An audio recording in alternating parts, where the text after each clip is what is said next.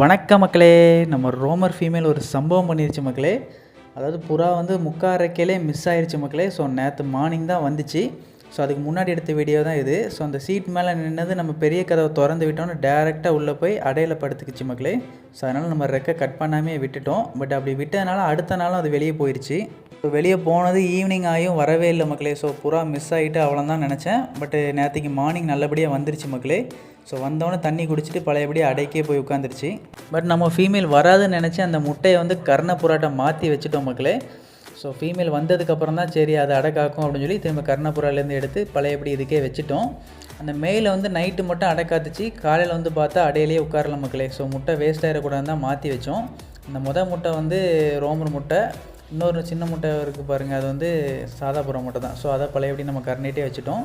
இந்த சிக்கு இருக்கிறது வந்து ரோமர் புறா எக்கு தான் மக்களே. இதுக்கு முன்னாலேயும் ஒன்று மிஸ் ஆனது கரெக்டாக குஞ்சு பொடிக்கிற டைம் தான் மிஸ் ஆயிருந்துச்சு. ஸோ இதுவும் அதே டைமில் மிஸ் ஆனாலும் ரொம்ப கடுப்பாயிருச்சு. ஏன்னா ரோமர்லாம் இப்படியே மிஸ் ஆகுது அப்படின்னு. ஸோ எல்லோரும் ரெக்கவெட்டில் இருந்தீங்கன்னா அப்பப்போ செக் பண்ணிக்கோங்க எத்தனை ரெக்கையில் இருக்குன்னு. ஸோ மூக்கு கொத்துனனால நம்ம இந்த ஒரு எக்கு மட்டும் வச்சோம், இன்னொரு எக்கை வைக்கலை. ஸோ அது நல்லபடியாக சிக்கு பொரிச்சிருச்சு மக்களே. அதுவும் அடாப்ட் பண்ணிக்கிச்சு. அது போக எக்ஸ்ட்ராவாக நம்ம ஒரு ஒயிட் புறாவில் உள்ள 2வது சிக்கையும் மாற்றி வச்சுருக்குறோம். அது டெம்பரவரியாக வச்சுருக்குறோம். பார்ப்போம், அதோட அப்டேட் நம்ம அப்கமிங் இதில் பார்க்கலாம் மக்களே. இதில் வச்சுருந்த இன்னொரு முட்டை என்னென்னா சாதா புறா முட்டை தான். அது கொஞ்சம் டேட் தள்ளி தான் வச்சோம். ஸோ அது எப்படியும் பொரிக்க டைம் ஆகும், வேஸ்ட் ஆகுங்கனால நம்ம அதை எடுத்து மாற்றி வச்சுட்டோம். அப்புறம் ஃபீமேலையும் பிடிச்சி நம்ம ரெக்கை வெட்டி விட்டோம் மக்களே. நீங்கள் பாருங்கள், 3 ரெக்கை தான் இல்லை. ஸோ அதனால் புறா நல்லா சூப்பராக பறந்து போயிருக்கு போல். அந்த 3 ரெக்கை இருந்துச்சுன்னா கன்ஃபார்மாக ஓனர் வீட்டுக்கே போயிருக்கும். நல்ல வேலை 3 ரெக்கை இல்லைங்கனால திருப்பி வந்துருச்சு. எனக்கு தெரிஞ்சு அது பறந்து பார்த்துருக்கும், முடியலன்னு வந்திருக்கும்னு நினைக்கிறேன். ஸோ ரிட்டன் வந்த கொஞ்ச நேரம் கழித்து நம்ம ரெக்கையை வெட்டி விட்டோம் மக்களே. ஸோ இப்போ அதால் பறக்க முடியாது. ஒரு 3 வைப்பு எடுத்துகிட்டு நம்ம ஒரு ரெக்கை கொடுத்து நிப்பாட்டினா கூட பிரச்சனை இல்லை. பட் அதுக்கு முன்னாடி மிஸ் ஆச்சுன்னா இந்த குவாலிட்டியில் உள்ள சிக்ஸ் நமக்கு கிடைக்காமே போயிடும்.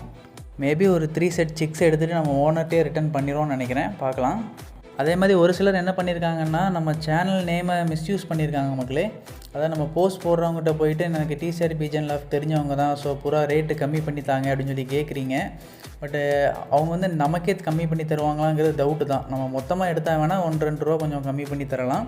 பட் நீங்கள் என் நேம் சொல்லி கேட்கறனால எந்த பிரயோஜனமுமே இல்லை. உங்களுக்கு தான் 10 பைசா பிரயோஜனம் கிடையாது. அதுலேயும் ஒருத்தன் என்ன பண்ணியிருக்கான், நான் புறாவில் ஃபால்ட் இருக்கிறதா சொன்னதா ஒரு பொய்யை சொல்லி புறாவை இன்னும் ரேட்டு கம்மியாக கேட்டிருக்கிறான். இதுக்கெல்லாம் பேர் என்ன தெரியுமா? ஸோ மக்களே, நீங்கள் எனக்கு சேல் போஸ்ட் போடுறீங்க அப்படின்னா உங்களோட நம்பர் வந்து வேறு ஏதாச்சும் எடுத்து மெசேஜ் பண்ணுறதுக்கு வாய்ப்பு இருக்குது. ஸோ என்னைய தெரியும் அப்படின்னு சொன்னாங்கன்னா நான் ஆல்ரெடி உங்கள்கிட்ட நான் சொல்லியிருப்பேன். இப்படி கேட்காங்க உங்கள் நம்பர் கொடுக்கட்டான்னு உங்கள்கிட்ட ஆல்ரெடி சொல்லியிருப்பேன். அப்படி நான் சொல்லாமல் என் நேம் யூஸ் பண்ணாங்கன்னா அவங்களுக்குலாம் புறா இல்லைன்னு சொல்லிடுங்க மக்களே. ஓகே மக்களே, தேங்க்யூ ஃபார் வாட்சிங், கீப் சப்போர்ட்டிங். தேங்க்யூ.